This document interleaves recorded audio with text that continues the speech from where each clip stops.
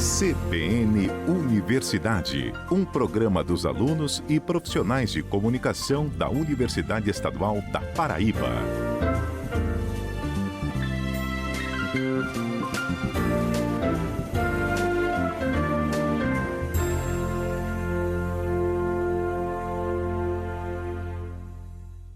Oi pessoal, muito bom dia. Eu sou Natasha Leone e o CBN Universidade deste sábado, 17 de julho de 2021, vem recheado de informações. Para você que está sintonizando com a gente, seja muito bem-vindo e muito bem-vinda ao nosso programa. Até às 10 horas você fica com a gente aqui na 103.5, a rádio que toca notícia. E vamos aos destaques deste sábado. Estão abertas as inscrições para a colação de grau especial da UEPB. A solenidade está prevista para o dia 30 de julho.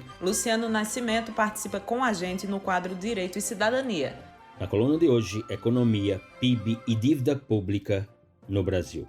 Neste sábado, a gente fala sobre empreendedorismo em tempo de pandemia. Um economista dá dicas para quem quer empreender. Tem edital aberto para doutorado em Ciência e Tecnologia Ambiental pela UEPB. E ainda, você sabe o que é o Orçamento Democrático Estadual e a importância de participar desse processo? O CBN Universidade vai falar do tema neste sábado. Observatório de Jornalismo debate as boas práticas na comunicação. E uma reportagem da Estela Costa traz os detalhes desse projeto. Tem atividade de extensão lá do campus de Guarabira também. Esse vem do curso de Direito.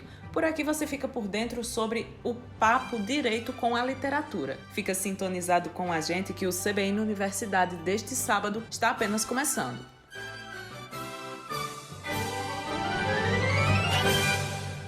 E já iniciamos com informação para os estudantes que concluíram o curso no último período letivo, mas que por algum motivo não conseguiram participar da colação de grau regular. A Pró-Reitoria de Graduação da UEPB está com inscrições abertas até a próxima quarta-feira, dia 21 de julho, para os concluintes que preencham os requisitos e queiram participar da solenidade de colação de grau especial do período letivo 2020.2. Essa colação deve ser realizada também remotamente no dia 30 desse mês. O evento está marcado para as 9 horas da manhã. Será através da plataforma do Google Meet, onde cada estudante recebe o link individualizado de acesso e deve ser transmitido ao vivo pela TV UEPB. Para se inscrever, os estudantes que tenham integralizado todos os componentes curriculares do curso, cumprido a carga horária de estágio obrigatório e das atividades científicas e culturais, podem preencher o formulário disponível no site da UEPB. Só lembrando que o cadastramento tem que ser feito usando o e-mail institucional do estudante, aquele que tem o @uepb.edu.br. A Prograde deve divulgar no dia 26 desse mês uma lista com todos os nomes dos concluintes que estão aptos para participar da colação de grau especial. Se você tem dúvida da sua situação acadêmica, pode entrar em contato com a Pró-Reitoria de Graduação através do e-mail prograde@setor.uepb.edu.br. Agora vamos de comentário no quadro Direito e Cidadania. Vamos ouvir. Direito e Cidadania, com Luciano Nascimento.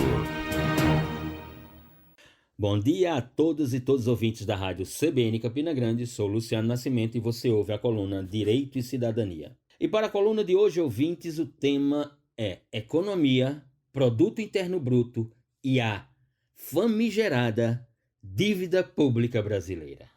Muito bem. Olhando para o cenário da economia internacional, notamos que os Estados Unidos da América continuam no primeiro posto, a China ocupando o segundo posto de economia mundial, o Japão o terceiro, a Alemanha o quarto posto, o Reino Unido o quinto, a Índia a sexta posição, a França em sétimo lugar, a Itália na oitava posição, o Canadá em nono, a Coreia em décimo, o Brasil aparece na 12ª posição da economia mundial. E, segundo estudos da agência estrangeira denominada de Austin Racing, o Brasil terminará o ano de 2021 na 13ª posição da economia mundial. E, em matéria de crescimento econômico, entre as maiores 50 economias do mundo, o Brasil ocupa a 21ª posição no momento atual. entre os anos de 2020, o segundo semestre de 2020 e o primeiro semestre de 2021. Ou seja, entre as principais economias do mundo, nós somos a 12ª e terminaremos o ano em 13ª posição. Em matéria de crescimento econômico, entre as 50 economias do mundo, nós somos hoje a 21ª no ranking de crescimento econômico no planeta. Ora, se em 2020 e 2021 somos a 12ª ou a 13ª economia, ouvintes da rádio CBN, Campina Grande, em 2011 éramos a 6ª economia do planeta e crescíamos a um índice de 7,5% ao ano. Só para o ouvinte ter uma ideia, em 2011, quando o Brasil ocupava a 6ª posição no ranking da economia mundial, nós estávamos à frente de países como a Inglaterra, que hoje é a 5ª economia do mundo. Nós estávamos à frente de países como a França, que hoje é a 7ª economia do mundo. Nós estávamos à frente de países como a Rússia, que hoje é a 11ª economia do mundo e está à nossa frente. Ora, isso é um retrocesso assustador na economia brasileira, de 2011 para 2021. Ou seja, no espaço de 10 anos, em um espaço de 10 anos, nós saímos da 6ª posição de economia mundial para a 12ª, 13ª economia. Países que estavam atrás do Brasil, como França, como Grã-Bretanha, como Canadá, como Itália, hoje estão à frente do Brasil. O PIB brasileiro, o Produto Interno Bruto do Brasil, ou seja, toda a produção de riqueza nacional, se traduziu no ano de 2020 por 7,4 trilhões.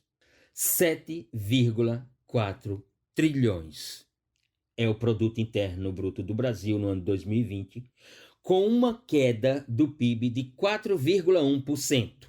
Repetindo, segundo a agência Austin Racing, o Brasil fechará o ano de 2021 na 13ª posição da economia mundial e na 21ª posição de país em termos de crescimento econômico. Ora, então, se os números da economia são esses, se os números do Produto Interno Bruto são esses, há algo que nos preocupa imensamente. E preocupa aos economistas, e preocupa aos gestores. Possa ser que não preocupe aos políticos, mas se não o preocupa, deveria preocupar a todos. Nos referimos sobre a dívida pública brasileira, a dívida pública do governo federal. O ouvinte da CBN Campina Grande deve estar se perguntando, mas o que é dívida pública, Luciano? Do que se trata a dívida pública? Ora, falamos de dívida pública naquilo que é referente à dívida própria do governo federal.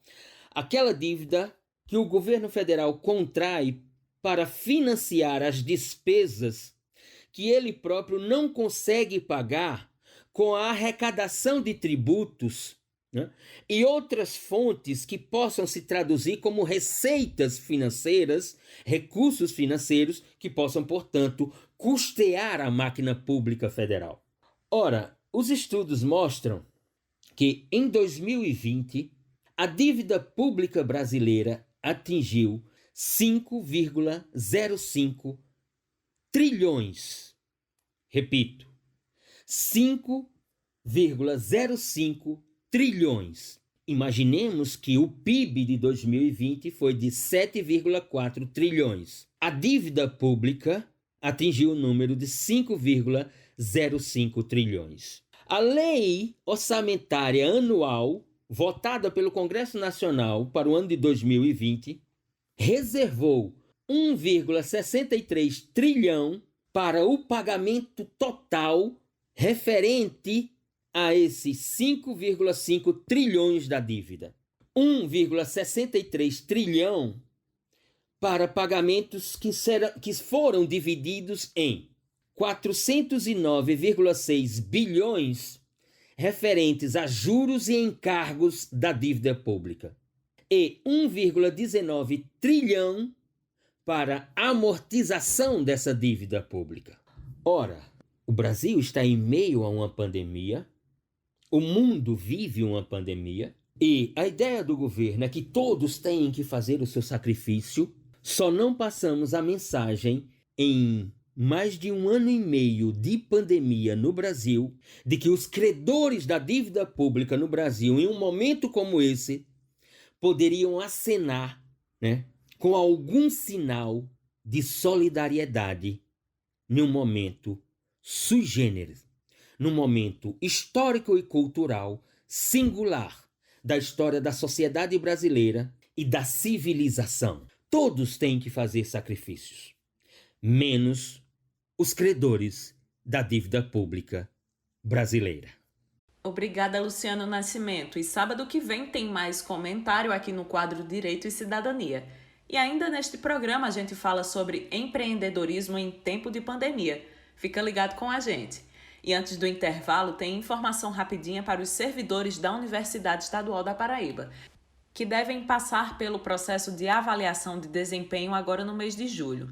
Se você é um avaliador, o acesso ao sistema de avaliações permanece aberto até o próximo dia 31. A lista completa com todos os nomes dos servidores que devem passar pelo processo esse mês está disponível no site da instituição, o uepb.edu.br.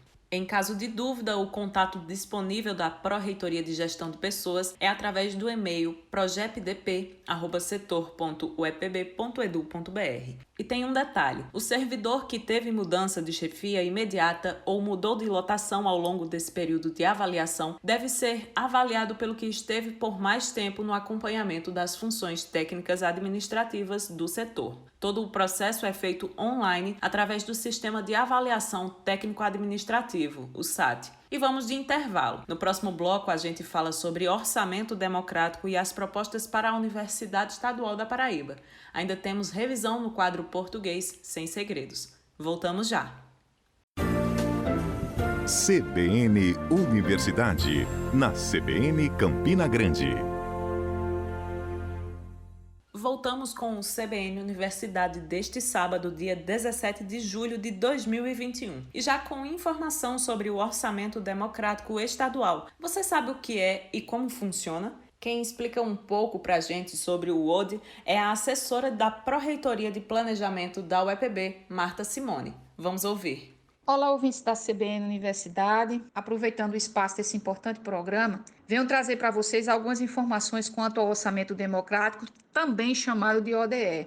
Na realidade, o ODE é um instrumento da democracia participativa, onde o cidadão e a cidadã podem participar das decisões do governo estadual, indicando a aplicação de recursos públicos em obras e serviços. O ODE está sendo realizado em 14 regiões geoadministrativas da Paraíba, Então é muito importante a participação da comunidade universitária no processo de votação para garantir que a UEPB avance na busca dos recursos extras.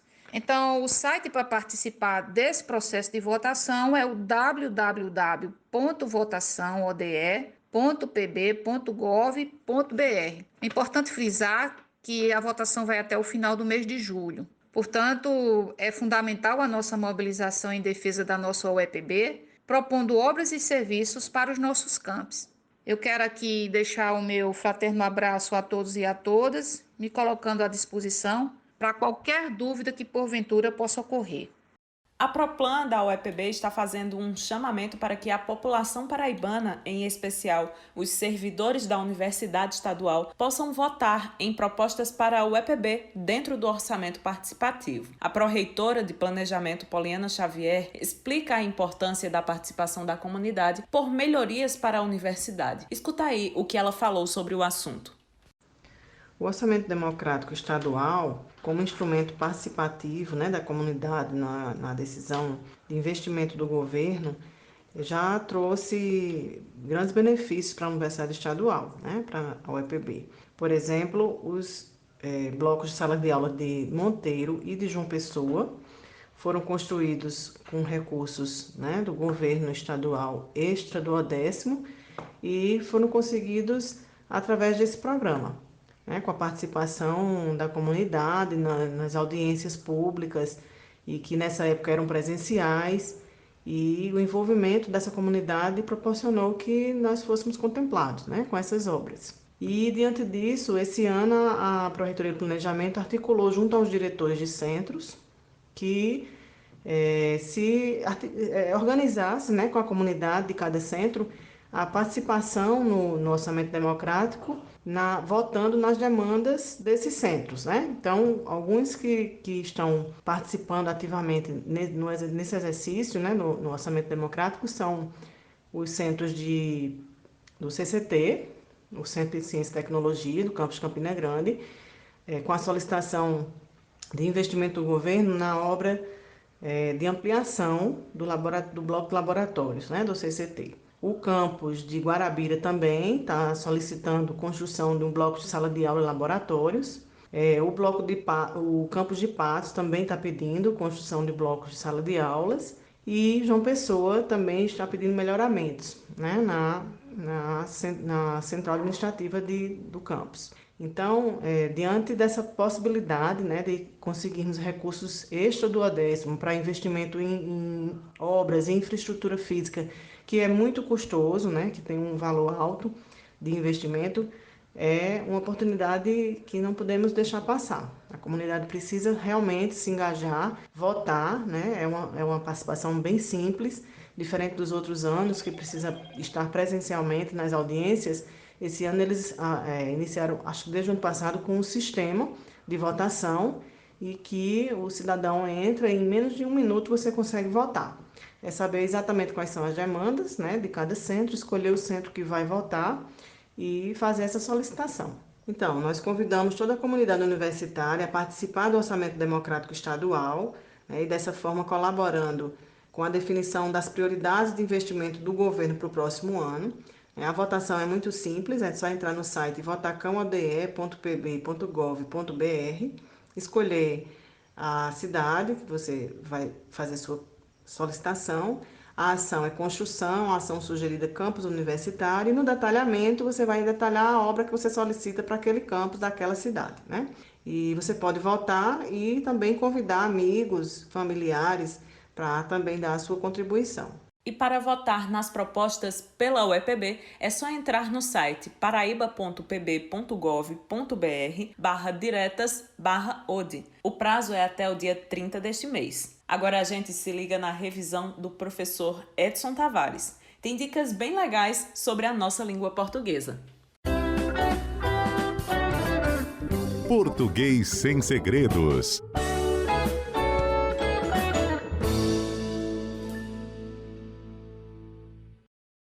Olá, bom dia! Estamos aqui para mais um quadro Português Sem Segredos, em que procuramos responder às perguntas de nossos ouvintes que nos enviam dúvidas sobre a utilização de palavras e expressões da língua portuguesa. Me diz uma coisa, você respondeu o e-mail ou respondeu ao e-mail? O que você acha que é a expressão correta? Perguntinha cabulosa, né?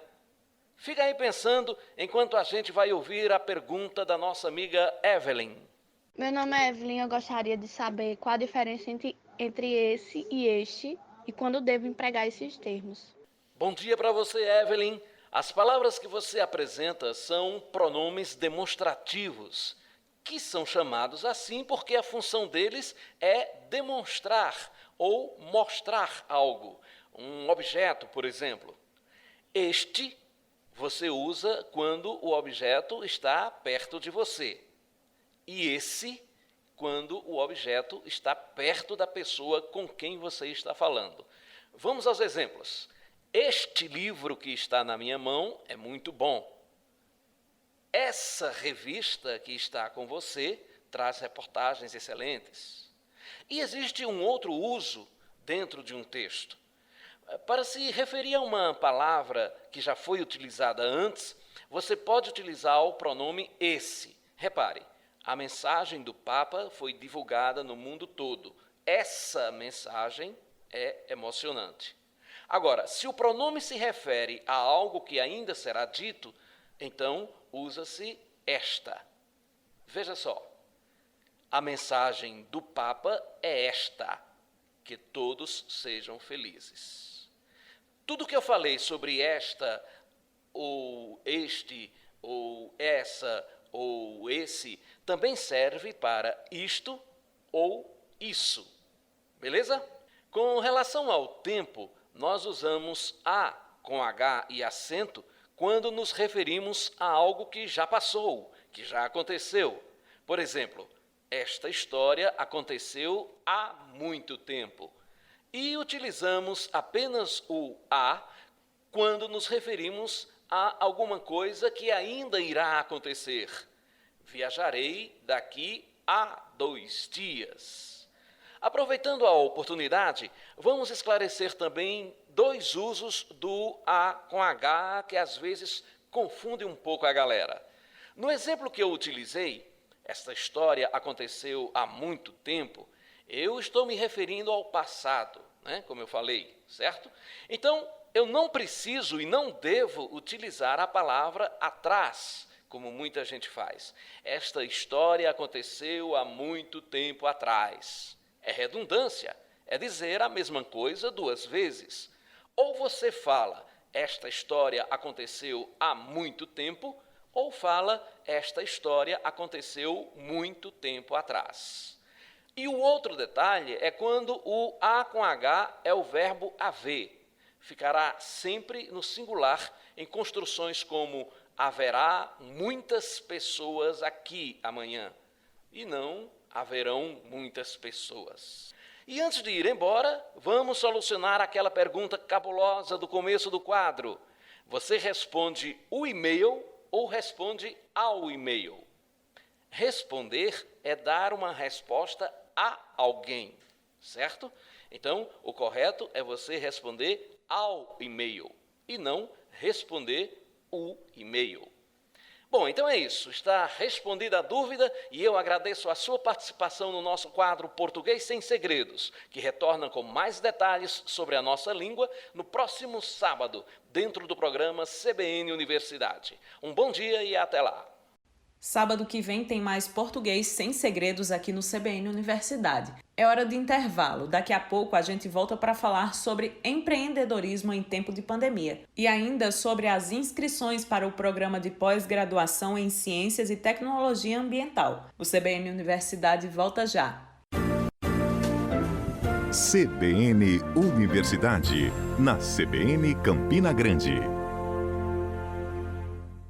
Estamos de volta com o CBN Universidade deste sábado. Eu sou Natasha Leone e até às 10 horas da manhã você fica com a gente e por dentro do que é notícia na Universidade Estadual da Paraíba. E já iniciamos esse bloco com notícias sobre o programa de pós-graduação em Ciência e Tecnologia Ambiental que está com um edital de seleção aberto para a formação de turma de doutorado. Ao todo, estão sendo oferecidas 8 vagas, seguindo a disponibilidade dos orientadores. As inscrições para a primeira chamada estão abertas até o dia 30 desse mês, através do site da instituição. O programa tem 2 linhas de pesquisa, são elas: qualidade de sistemas ambientais e a segunda linha, tecnologias de tratamento de águas e resíduos. Os concorrentes devem defender o plano de tese no mês de novembro e ainda será feita a análise dos currículos. A previsão é que o resultado da seleção para o doutorado em Ciência e Tecnologia Ambiental pela UEPB seja divulgado no dia 30 de novembro.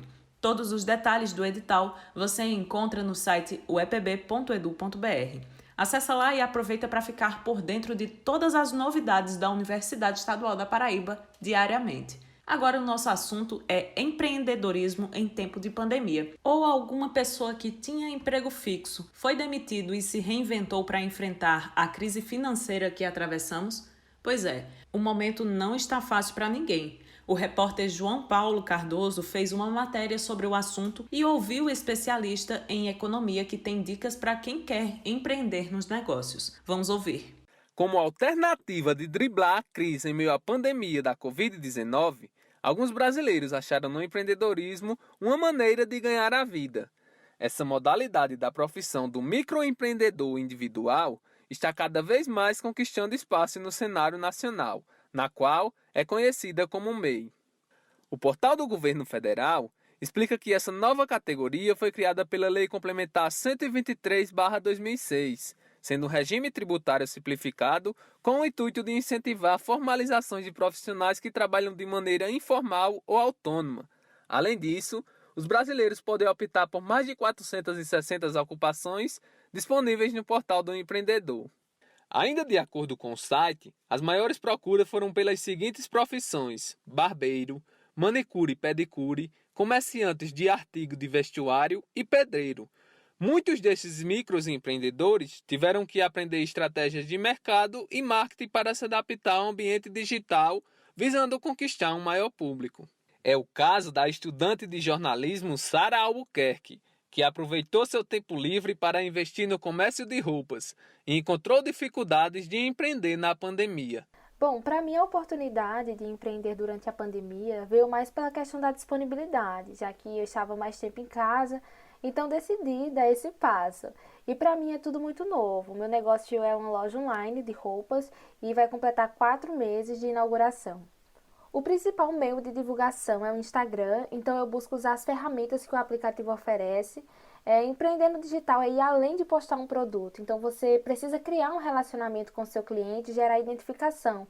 Isso é muito importante. É mais complexo do que parece, né? Você precisa ter seus objetivos muito claros e também precisa de muita persistência, né, para estar ali sempre presente na mídia social. Estar ali sempre publicando, gerando um conteúdo de valor que faça sentido para o seu público. Então eu busco sempre estar em contato com as seguidoras, eu estou sempre publicando stories, dando dicas, gravo Reels também, que é uma ferramenta relativamente nova do Instagram e que está assim, bem alta e que gera um bom retorno para o perfil, publicações no feed, etc. A principal dificuldade é a compra e reposição de novas mercadorias, tendo em vista que muitos fornecedores estão fechados de modo presencial, dependendo da cidade. E eu prefiro comprar presencialmente porque consigo checar a qualidade do produto. De acordo com o portal do empreendedor, em março de 2020, no início das restrições que foram impostas pela pandemia do novo coronavírus, o Brasil contava com 9.818.993 MEIs registrados. Já em dezembro do mesmo ano, os registros na plataforma subiram para 11.316.853 microempreendedores, um aumento de 13,23%. Segundo a estimativa do Portal do Empreendedor, nesse período houve um acréscimo de 1,49 milhões de novas formalizações. Para o economista Geraldo Medeiros Júnior, professor do Departamento de Administração e Economia da Universidade Estadual da Paraíba, os empreendedores precisam ter pé no chão e um bom planejamento para o início do seu negócio. O empreendedorismo ele é sempre bem-vindo. Nós precisamos das pessoas que tenham coragem de fazer coisas novas. Como diria o Jorge Benjor, que sejam bem-vindos os alquimistas. Os empreendedores são alquimistas. São pessoas que têm essa capacidade de inventar, de misturar coisas. Claro que, de um lado, tem um sonho, mas esse sonho ele tem que ter os pés no chão, ele tem que estar calçado num bom planejamento. É muito importante que se planeje. Nós temos um momento muito difícil, não só pela pandemia, mas pela recessão econômica, pela situação complicada do país. Mas não significa dizer que em todos os setores a situação esteja difícil. De um lado, tem setores que vivem problemas, mas tem outros que estão de vento em popa. Então é muito importante que o empreendedor conheça o que é que ele está fazendo, que ele conheça qual é o mercado em que ele está atuando, entendendo que cada produto não vai ser feito para todo mundo, mas nós somos diferentes, existem produtos para mais jovens, para mais velhos, para homens, para mulheres. Então é preciso saber de fato qual é o mercado em que está se atuando. E é nesse sentido que o empreendedor ele precisa de fato saber onde é que ele está atuando, para quem ele está produzindo, e se ele tiver esse cuidado, ele é muito bem-vindo. Recessão não é para todo mundo. A recessão, existem setores na economia brasileira que crescem bastante nos dias atuais. Ainda de acordo com o economista, o empreendedor é fundamental para a economia do país. Além disso, ele destacou a importância da criação das micro e pequenas empresas. A criação de micro e pequenas empresas é algo muito importante porque as nossas necessidades não são atendidas apenas pelas grandes empresas. É muito importante que existam as grandes empresas, que nós tenhamos as multinacionais, as empresas nacionais também de grande porte, porém existem necessidades que não podem, por uma razão de economia de escala, serem atendidas pelas grandes empresas. E é aquela necessidade do bairro mais imediata, da alimentação no bairro, ou mesmo de um pequeno serviço, que são necessidades supridas pelas pequenas e médias empresas. É muito importante. Eu acho que a pequena e média ela não acaba com desemprego, mas é preciso que existam espaços para todos. Então, que exista o espaço para pequena e média, que exista espaço para a grande empresa. E, claro, um outro agente econômico que é muito importante é o setor público. Há no Brasil, atualmente, uma ideia de maltratar o setor público, a ideia de que o setor público é ruim. E esse é um preconceito muito grande, porque existe setor privado muito ruim também. E tem muitas empresas terríveis, e existem empresas muito boas. No setor público, da mesma forma, existem serviços públicos ruins, existem serviços públicos muito bons. A sociedade brasileira está descobrindo o SUS, o quanto é importante o SUS. Estamos sendo vacinados devido ao SUS. Então, é muito importante que a gente tenha a ideia de que o setor público também é um importante empregador. O setor público é um agente econômico imprescindível. E para quem deseja se tornar um empreendedor e registrar seu negócio, as inscrições podem ser realizadas de forma gratuita no Portal de Serviços do Governo Federal, através do www.gov.br. Para se cadastrar, é preciso inserir dados do RG, título de eleitor ou declaração do imposto de renda, dados do contato e endereço residencial, dados do negócio, tipo de atividade econômica realizada e local onde o negócio será realizado. João Cardoso para o CBN Universidade. Obrigada, João Cardoso. E tem uma informação rapidinha. A Coordenadoria de Inovação Tecnológica da Universidade Estadual da Paraíba está com 2 canais de atendimento remoto para atender às demandas da comunidade acadêmica durante esse período de suspensão das atividades presenciais. Quem precisar entrar em contato com a Inovatec pode enviar mensagem via WhatsApp através do número 3315-3383 ou pelo e-mail inovatec@setor.uepb.edu.br. Além disso, vários outros setores da universidade disponibilizaram atendimento remoto para a comunidade acadêmica, como as pró-reitorias, a Central de Bibliotecas, as secretarias de cursos e entre outros. E vamos fazer nossa última pausa nesta manhã de sábado, 17 de julho. Mas fica sintonizado aqui com a gente que no próximo bloco a gente traz os detalhes sobre 2 projetos bem interessantes que estão sendo desenvolvidos na UEPB. Um sobre Direito e Literatura, que vem lá do campus de Guarabira, e outro do curso de Jornalismo aqui em Campina Grande. O CBN Universidade volta rapidinho. CBN Universidade, na CBN Campina Grande. CBN Universidade de volta, e já para falar sobre um projeto que vem lá do campus de Guarabira. É o Papo Direto com a Literatura, que é coordenado pela professora do curso, Luciana Souto de Oliveira. E ela nos enviou um áudio explicando como é esse projeto de extensão. Vamos ouvir. Projeto de extensão denominado Papo Direito com a Literatura, onde, uma vez por mês, de forma virtual, através da plataforma Google Meet, um professor debate sobre uma obra literária, dando uma abordagem jurídica a seus comentários, aproximando assim os participantes de temas jurídicos com simplicidade e clareza. O projeto tem tido uma excelente aceitação pela comunidade geral e acadêmica, pois incentiva a leitura e divulga direitos fundamentais através da literatura. podendo participar qualquer pessoa em qualquer parte do mundo. A palestra é conduzida por alunos do curso de Direito de Guarabira, que recepcionam o palestrante, comentam sobre a obra literária trazida ao debate e repassam as perguntas dos participantes ao palestrante, quando realizadas. No final deste mês de julho, a palestra será proferida pela professora de Direito da UEPB, Campus Guarabira, Alana Lima de Oliveira, sobre o livro Quarto de Despejo, Diário de uma Favelada, da autora Carolina Maria de Jesus. E em agosto, a juíza do trabalho do TRT daqui da Paraíba, Verusca Santana de Sá, falará sobre a obra literária O Primo Basílio de Eça de Queiroz. Qualquer um pode participar do projeto. Basta seguir o Instagram, @Papo Direito com a Literatura, acompanhar as palestras que acontecerão em cada mês e fazer a inscrição no formulário disponível na biografia da mencionada rede social. E só reforçando que a rede social do projeto no Instagram é o @Papo Direto com a Literatura. E notícia boa que deixa a família UEPB toda orgulhosa é que estudantes do curso de jornalismo da UEPB estão com 5 trabalhos entre os finalistas da exposição de pesquisa experimental em comunicação, a Expocom.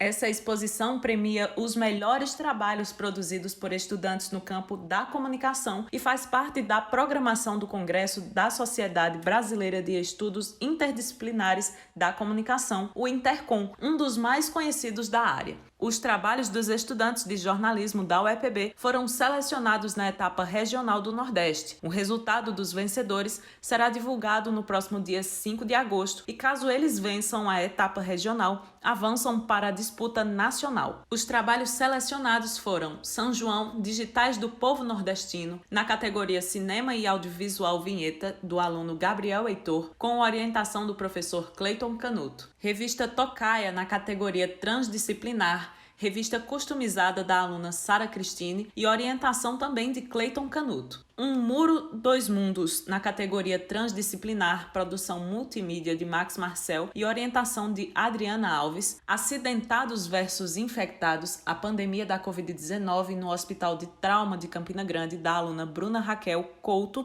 e orientadora Adriana Alves, na categoria Produção Laboratorial em Jornalismo Digital. E ainda Sementes de Poilhão, na categoria Produção em Jornalismo de Opinião, do estudante David Eduardo e da orientadora Ada Guedes. Lembrando a esses alunos que é necessário enviar um vídeo de apresentação do seu trabalho, hein? E a Universidade Estadual da Paraíba é pé quente nessa premiação. No ano passado, os alunos Carol Diógenes e Heitor Alves, do Departamento de Jornalismo, ganharam o prêmio Expocom de reportagem em telejornalismo. Eles fizeram um bonito trabalho sobre a função das doulas, mulheres que ajudam gestantes no momento do parto. E quem sabe esse ano não vem mais um título para a UEPB, não é mesmo? E também do curso de jornalismo da UEPB tem um projeto bem legal. É o OBJORC, um grupo de pesquisa e estudos sobre jornalismo cultural. Quem traz essa reportagem para a gente é a Estela Costa. Vamos escutar.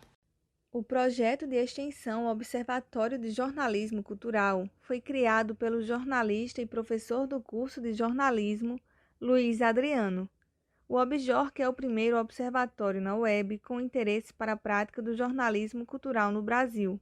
Ele surgiu a partir das reflexões em sala de aula em torno da disciplina Observatório de Mídia, componente obrigatório do curso de jornalismo da UEPB. O professor Luiz Adriano nos fala sobre. Os observatórios são plataformas de verificação, de reflexões críticas e que vêm ganhando um campo, né, ainda muito lentamente, mas cada vez mais frequente, sobretudo no âmbito universitário, em que se traz reflexões a respeito dessa agenda midiática, da qualidade dos conteúdos produzidos pela imprensa, e assim originam-se reflexões críticas em torno dessas produções. Então, ao longo das atividades em torno da disciplina, a gente passou a identificar que esses observatórios eles acabavam por priorizar abordagens menos exemplares, né? Centralizando o olhar, na maioria das vezes, nos erros, nos abusos, nos prejuízos, nos danos causados, seja quanto ao decoro profissional ou quanto às pessoas vitimizadas por essas abordagens, né? Então, normalmente a gente passou a perceber que a informação que se origina a partir da crítica é aquela de como não fazer, né? Quer dizer, a crítica feita ao conteúdo jornalístico por algum, algum vício, algum equívoco, né? E aí, desse modo, a gente passou a perceber que seria um caminho interessante também a gente apontar outras possibilidades, ou seja, como fazer, como produzir, né? Quer dizer, trazer a reflexão e apontar caminhos em torno dessa produção jornalística. O projeto foi oficializado em 3 de outubro de 2018 e vem ganhando espaço ao longo desse período. Em setembro de 2020, o Objorc passou a fazer parte da Rede Nacional de Combate à Desinformação. Mais um avanço para o histórico do projeto e para todos que fazem parte, agregando e oferecendo conhecimento e crítica construtiva para a sociedade e os profissionais de jornalismo. As atividades realizadas no Objorc são disponibilizadas através da plataforma medium.com/objorc. Nesse espaço são postados entrevistas, críticas jornalísticas, artigos e colunas que são 2. Pílulas de música escrita por Luiz Adriano com o objetivo de trazer contribuições no campo da música, e a outra coluna é a Semiótica Negra, escrita pelo professor do curso de Letras, Luciano Justino, que participa do projeto. Luciano nos explica os objetivos da coluna Semiótica Negra. A coluna Semiótica Negra tem basicamente 2 objetivos. O primeiro deles é fazer com a semiótica o que Sueli Carneiro sugeriu fazer com o feminismo, qual seja, enegrecer a semiótica. O que seria enegrecer a semiótica? Se utilizar da semiótica como metodologia crítica para abordar obras negro-brasileiras, obras literárias da literatura negra, tanto do passado quanto contemporânea. O segundo objetivo é democratizar os principais conceitos da semiótica, aplicando-os a objetos mais amplos da cultura, como fotografias, como história em quadrinhos, por exemplo. Democratizar a semiótica é tornar mais acessível seus conceitos para um público maior, porque ela historicamente é tida como uma área um tanto árida.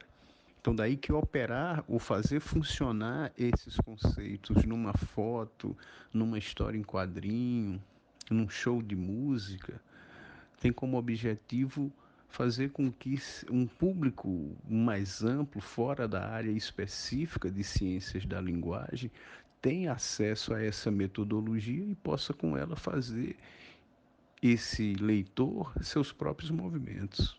Além dos professores, o projeto conta com a participação de estudantes de jornalismo, formando assim uma grande equipe na qual todos produzem, aprendem e cooperam para um jornalismo de qualidade.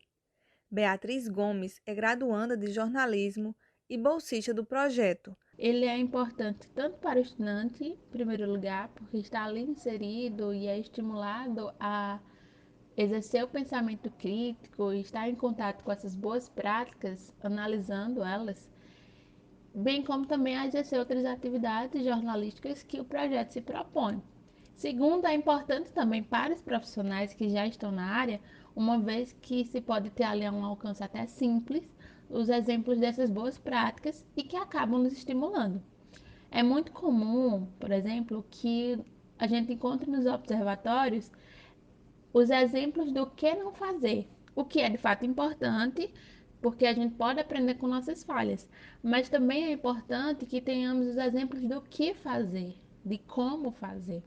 Então é isso que o Objorc vem se propondo, especificamente na área cultural. Além disso, o projeto, com as suas demais atividades, ele acaba nos permitindo estarmos próximos dos profissionais da área.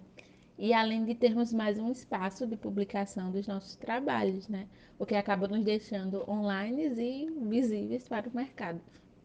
Entendendo que o projeto atua para capacitar ainda mais o estudante de jornalismo nas suas práticas acadêmicas e posteriormente profissionais, e ainda aos jornalistas que já estão atuando e podem ter acesso a esse conhecimento de como fazer e o que fazer especificamente na área cultural, para entregar ao público um conteúdo verídico, comprometido, evitando assim as fake news e estimulando as boas práticas jornalísticas. Essa formação tem responsabilidade e cuidado com os estudantes e com a sociedade, o que é essencial para todos os profissionais, independente da área. Para os estudantes de jornalismo que tenham interesse em participar desse projeto, é bem simples. Primeiro, você precisa se matricular na disciplina Observatório de Mídia e, em seguida, terá a possibilidade de aproximação e melhor conhecimento do projeto, para assim avançar como voluntário ou bolsista. Estela Costa, para o CBN Universidade. Obrigada, Estela Costa. E assim a gente encerra o CBN Universidade deste sábado, o programa que teve a apresentação minha, Natasha Leone, com direção de Hipólito Lucena, edição e finalização de Isis Coelho e Apolo Ricarte. O nosso programa é uma parceria entre a Coordenadoria de Comunicação da UEPB e a Rádio CBN Campina Grande. Se você quer ouvir mais uma vez o que foi destaque por aqui, a partir do meio-dia, o CBN Universidade já vai estar disponível na íntegra na TV UEPB no YouTube. A gente volta sábado que vem com muita informação para você que segue com a programação da CBN Campina Grande, a rádio que toca notícia. Te espero no próximo final de semana. Até lá! CBN Universidade, na CBN Campina Grande.